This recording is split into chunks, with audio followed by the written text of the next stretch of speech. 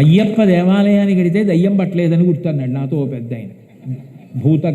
భూతగణములకు అధిపతి ఆయన ఉన్న చోట ఉండడానికి వీల్లేదు, అంత శక్తివంతమైన స్వరూపం.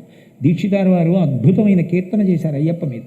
అందులో కమలాల దండ సమర్పించమన్నారు, కమలములతో ఆయనకి చేతికి ఒక పుష్పగుచ్చం లాంటిది బహూకరించమన్నారు.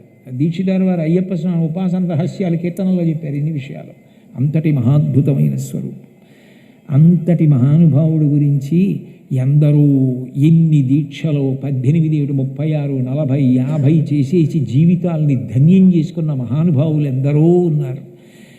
గొప్ప హోమం చేస్తున్నారు, ఇంత పూజ చేస్తున్నారు, స్వర్ణకిరీట ధారణ చేయించారు, ఇంత దేవాలయాన్ని కట్టారు, ఇంత సభ చేశారు.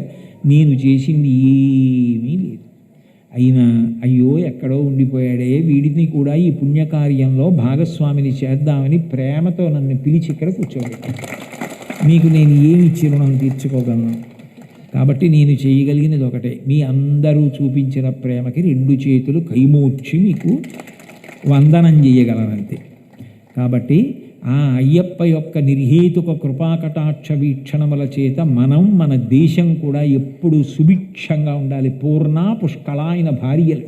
పూర్ణ పుష్కళ అంటే పూర్ణ అంటే దానికి లోటు లేదు, తగ్గిపోవడం ఉండదు. పుష్కళ మళ్ళీ అందులో పోయడానికి అక్కడ తక్కువ లేదు, ఎప్పుడు నిండుగానే ఉంటుంది, అలా పెడుతూనే ఉంటాడు. అది ఆ తత్వాలు భార్యలని గుర్తు. అంటే ఆయన నిండుమూర్తి.